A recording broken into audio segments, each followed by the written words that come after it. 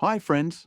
Today I will show you how to create a custom QR code with a logo online. So let's start. First, open Chrome browser. Type QR Code Chimp in the text bar.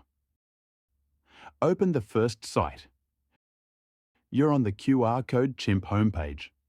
Click on More QR Code options. Then go to Decorate your picture. Add your logo here. Resizing the logo. Click the QR shape and select what shape you want to apply. Then, go to Shape and scale down the body type scaling.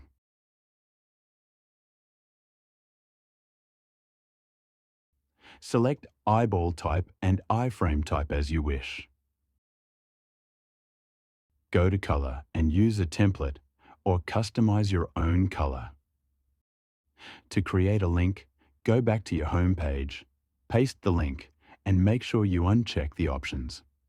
Click Download Large Size. Describe the file name and save the image.